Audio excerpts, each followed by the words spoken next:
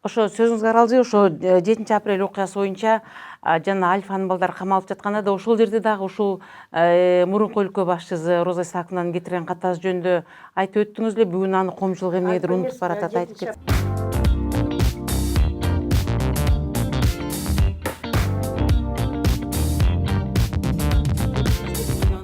Альфа эмес 7 апрелде мынакей ачык эле айтайын. 7 апрелде снайперлер болгон. 22 снайпер болгон.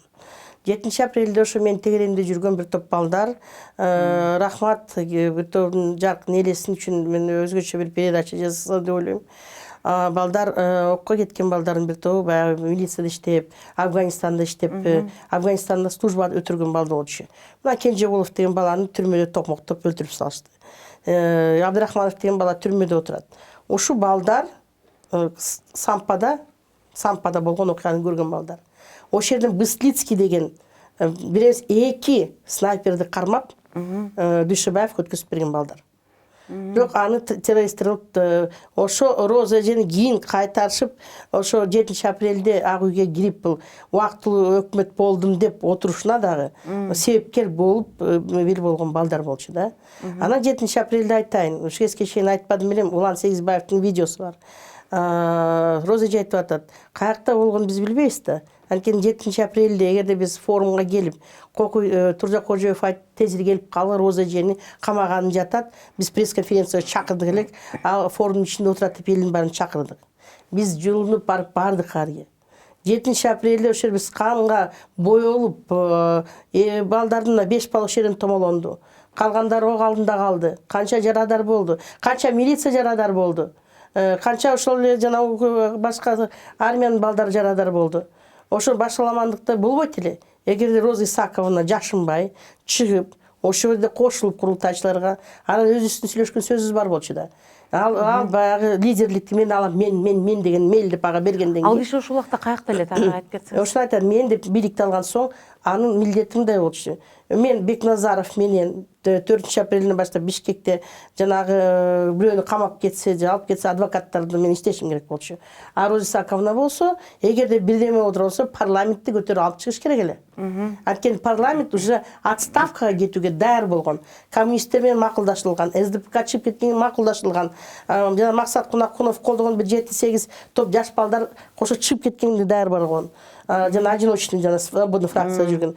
60%-ке жакын депутаттар мандаттарын таштап элге кошулуп кеткенде, ошондо автоматически парламент таркамак, эч кандай төңкөрүш болмок эмес, жана канча деген кан төгүлгөн эмес. Эжекебиз болсо барып жашын жатып алды. Элдин баарын чогултуп коюп, пресс-конференция болот деп дүйнөлүк прессаны ошол жерге чогултуп коюп, өзү качып кетип калыптыр. Анан Улан Эгизбаевдин интервьюсунда айтып атат. Мен деген биз коркуп эшиктин алдындагы басып жүргөн буттарды ууп, анан жашынып жаттык дейт. Эгерде сен лидер болуп ошол жерге келсең, эмне себептен сен жашынып жатасың? Эл окуучу атканын көрүп билип отуруп, эмнеге жатасың? Кайсы бети менен анан 8 түндө Курманбек Салишев менен сүйлөшүп, аны баягы тактагандан кийин кетип атпайбы? Сүйлөшүп коюп туруп, мынакей чыгарып кетем деп Темир Сариев катышкан ал процессте дагы кудасы катар ишенип кетти, таштап кетти Курманбек Салишевич ага. Алар переговор берип, Курманбек Салишевичке убактылуу сиз түштүккө барып туруңуз, биз берден бул маселени чечебиз деп мойнуна алышкан да аларчы. Анан ошону мойнуна алгандан кийин эмне үчүн өзүңдүн кудаңды сатып атасың, кайчы кудаңды? Эмне үчүн сен ошол маселени көтөргөн жоксуң? Анткени 8 күнү саат 12-де пресс-конференцияны ак үйдү тазалатып, жуудуртуп, пресс-конференцияны коалициялык азыр менен жүргөн балдар бар болчу, ар кандай саясатчы балдар дагы жанагы 12 кишиден түшкөн штаб бар болчу. Ошолор биз тазаладык, бийликти алышкан жокпуз. Тазалап, даярдап, Өмүрбек Чиркешевичин чакырып, бүт баарын чакырып, отургузуп, эми коалициялык өлкө түзөбүз дегенбиз. Коалициялык өлкө дегенде кандай болмок? Мурунку правительстводан кетип калып кетпейби, президент өзүнүн адамдарын сунуш керек, даш керек болчу. 50% ошо революция деген адамдардан турган жаңы бийлик түзүлүш керек болчу. Убактылуу өкмөт эмес. Анан ошонун баарын переиграть этишип, жанагыдай өткөлбүү же мөткөлбүү мезгилдин эмелери болуп атат. Анан конституцияны талкалайбыз деп атат. А конституцияны талкалай алган жок булар. Себеби деген 19 апрелде биз ак жолду чогулттук. Депутаттар 49 депутат Зайнидин Курмановтың отставкасын алды. Отставканы алып тұрып, біз Масалиевті президент қылып шайлап қойдық. Ана жана Масалиевті қармашаны, Үсенгейт деген ойындар, бұл же Өмірбек Черкесовтің шығарған ойындар болды. Аны баяғы ти президент болып бекіп қалса, Масалиев президент болып бекіп қалады деп, ошол себептен аэропорттан қармашып, жаңағы спикердің отставкасын қағазын беріп жүршеді. Қалғанын баяғы білесіңдер қандай қиыншылықта қалып қалды. Келишимдер менен чечилди. Мына токтойм, мен сизге акыркы суроом, эми бизде бүгүн ал революциялар болуп өттү.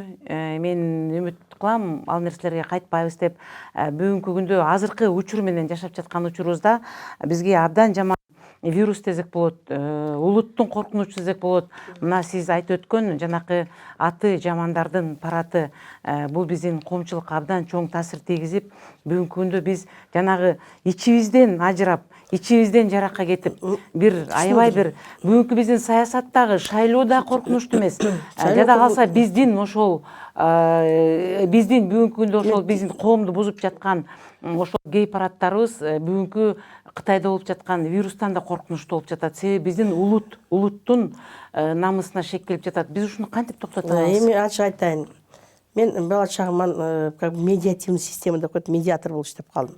Медиатор деген ортомчу. Баягы ушундай жанагы кагышууларды токтотуу, конфликт болуш деп келип калдым. Функцияларды аткарып да келдим. Эл аралык деңгээлде дагы, мисалы Сараево, Босния, Герцеговина, Македониянын баарын мен кыдырып келгем. Ошондой диалогдордун бир топ нерселерин көрүп калгам, диалогия площадкада жүрүп калдым. Дагы көп жыл мен Дүйнөлүк банктын Европа, Азия, постсоветское пространство жана Турция боюнча ассамблеянын жалгыз Азиянын аялын башкарган. Аны 3 жыл, 4 жылдай башкардым. Анан жанагы президенттикке талапкер болуп кеткенге байланыштуу мен бүт функцияларымды таштап, тапшырып берип кеттим. Бул Дүйнөлүк банктын астындагы уюм болчу да. Анан бир топ өкмөт уюмдарды жана резерв 348 аялдын резервин Аскар Акаевичтин кезинде түзүп койгонбуз. Ошонун арты менен биздин азыр Алтыбай баш болгон айымдар, бир топ өкмөт уюмдардын айымдары парламентке келди. Эми азыркы ошол адамдар, ошол айымдарды феминист деп айтсак болот. Мына мен өзүм 4-чү жолу феминист катары аял затынын күчүн, акыл эсин, нартуулугун көрсөтүш үчүн мен шайлоого катышып атам. Но феминали деген бар. Феминали деген ошолорго окшош болобуз деген пародия. Ошо феминалинын ызычуусун уюштуруп аткан эми тилекке каршы өзүбүздүн баягы урматтап ак элечекти кийген соң байбише болуп элдин башын кошо турган белгисиз мезгилдин президенти эжебиз болуп атат да. Мыйзамдык документтери жок. Эми аны ага ачуугандык менен айтып атсам, эл ойлойт, токтойм, кысканып атат деп. Кысканып турган бул дүйнөдө эч кандай эч нерсе жок. Жашоо кыска. Ошол кыска мөөнөттө биз элибизге өзүбүздүн салттуулукту сактап түптөп кетишибиз керек. Себеби деген дүйнөдө азыр 3 коркунучтуу нерсе келип атат.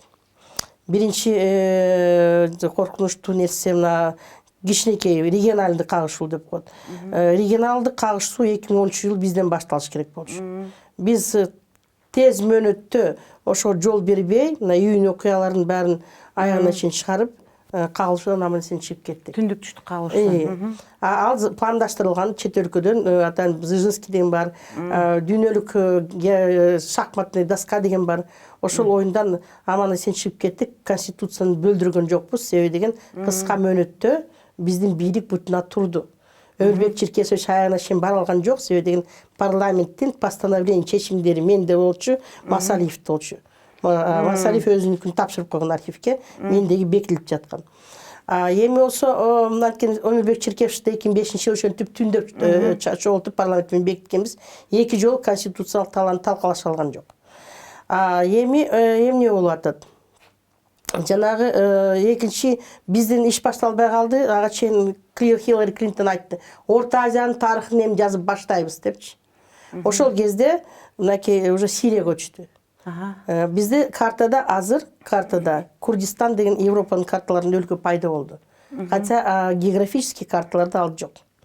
Экинчи өлкө бул биздин түштүктү, Ошту, Фергана жака бөлүш керек, түндүктү Алмата менен Суарды бириктирип башка өлкө кылыш керек.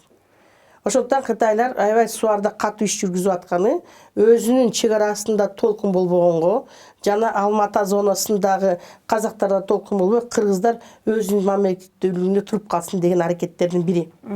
Биз ошону сактап калышыбыз керек. Шайлоо да коркунучтуу. Азыр 9% алып келген шайлоо бул аябай атайын жазалган ушундай кагылыштарга алып келген турган процент болуп калды. Эми жанагы көрүнүш болсо, биздин баягы кыргыздардын атысы чыгып калбадыбы? Кызга менен согушуп, кыргызга менен төңкөрүш жашап, алдыга кетип, анан айтыш керек биздин кыздырыбыздын кыздарынан айланса болот экен. Айсулуу Тыныбекова баш болуп, жанагы Шевченко деле биздин кыргыз кызы деп коем. Аны кыргыз тили айтып атат. Эки кыз дүйнөдөгү чоң согуштардан утуп келип атат. Бул кандай сонун көрүнүш да? Вот кыргыздын феминисттик күрөшү. Анан бирок ошо кыргыздын артына жамынып, кыргыздар ушуну колдонуп атат деп, жанагыдай ыплатыштерди бизге көрсөтүп жүрүп атат. Кыргыздар ушуну колдойт экен деп дүйнө жүзү кетип атат да. Мисалы Кытайда 70 миллион киши бар экен. Ошо төптөлүптүр да. Алар Кытай эми разборка кылып атат. 70 миллион болуп кетти бизде ушундай сандар депчи, ушундай адамдар деп. Дүйнөдө эгер адамдын биологиясын карап көрсөк, биологияда андай көрүнүш жок. Себеби эки адам ДНКдан турат. 2460 ата-эненин тагдырынан турат. Жөнөкөй эркектин клеткасы менен эркектин клеткасын бириктирип, аз даже адамды түз алган жок. Аялдын клеткасын бириктирип, аялдын менен аялды түз алган жок. Ар бир адамда энелик жарым калат, аталык жарым калат информация. Ошол себептен жана инь-янь деп коет да. Ички өзү менен макулдук болбогон нерселер боло берет, бул психологиялык нерселер. Бирок ошону колдонуп, аны саясат кылып, ошо төрөтүүнүн санын кызгартууга алып келип атат. Бирок кыргыздын так саны кызгып атат. Канчасы чыгып кетти. Элүс таркап кетти. Биз, например, башкорт эмес, өзгөчө биз бүгүн генофондду сактоо жана керек болсо ар бир үйдө 10-15тен кыргыздын саны көбөйүш, бул биздин тилегибиз жана максаты болушубуз керек. Жана аларга жашоо турмушту түзүп беришибиз керек. Алыстан жүргөн балдарыбызды кайтып келиш керек.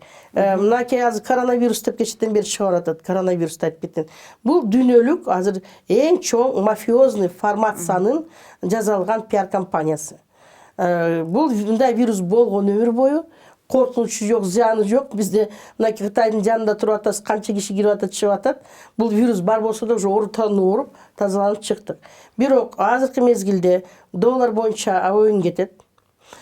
Биздин азыр экономиканы көтөрүш үчүн аябай ошо сырткы агымдардын кандай кетерин биле турган адамдар УКМКга келиш керек, бийликке келиш керек. Азыр чоң депрессия башталат. Оскар Акаевич белгилеген эң чоң мировая депрессия ошол коронавирустун арты менен келет. Азыр экономиканы өзгөртөт. Бир топ ашып даярдалган тамак ашты сатыш үчүн мынакей Кытайдагыдай ооруларды кирсетет неме кылат дагы. Кытайдын мисалы өзүнүн продукциясын баарын жок кылып атат азыр. Ана кайта чолгон долларды, өздөрү чолгон долларды, ал кагаз болуп калды. Аларды сыртка таратат. Доллардын баасы аябай ойнойт. Ошол мезгилде биз сырткы карзыбызды жаап койсок болот. Дүйнөлүк карзыбызды. Өзүнүн экономикасын көтөрүп кетсек болот. Азыр ошо биздин убакыттан пайдаланып, да, биздин алыста жүргөн балдар балга чогулткан акчасын жанагы сетевой маркетингтерге бербей, бийлик азыр ошолордун акчасын бир инвестиционный фондго чогултуп, чоң фонд кылып туруп, ошол эле балдарга азыр жашынакай чакан, үй бүлөлөрүнө керектүү район ачып туруп алыста там салып баштаса, канча деген өзгөрүү болот. Мындан келди сиздин пикириңизче, биз ушул абалдан чыгып кетиш үчүн экономикабызды көтөрүп жана ушул дүйнөлүк саясий абалдан биз бир ордубузду таап кетишибиз керек деген пикирде. Жанагыдай көрүнүштөргөчү жол бербеш үчүн жана биздин инсандарды жанагы определенный саясий чечимдерди кабыл алыш керек. Ички душмандар деп коелу, өзүбүздөн. Кыргызда бир жакшы сөз бар го, өздөн чыккан жат жаман, өзүктөн чыккандар жаман деп. Маегиңизге чоң рахмат, Токтой майым. Менимче абдан бир терең түшүнө турган нерсе болду. Мындан ары дагы алдыда шайлоо турат. Сиздин ушундай бир калыс сөздөрүңүз, ачык айкын кептериңиз биздин көрүүчүлөргө абдан жагат. Келип турушуңузду суранабыз. Ден соолук каалайбыз. Рахмат. Биринчиден Сооронбай Шарипович ушуга өзү талдап, акыл эсти токтотуп, эми бир күн эмес 2 жыл отуруп калды. 2 жылдын ичинде баягы салыштыруу мезгили келди. Эки нерсеге чечим кабыл алыш керек. Эң биринчиден жанагы коркунучтуу келген кодекстерди токтотпосо мамлекет талкаланып атат. Экинчи нерсе азыркы дүйнөлүк экономикалык өзгөрүү, экономический депрессия башталганга биз даярдык көрүп элибизди сактап калууну ойлонушубуз керек да. Чоң рахмат.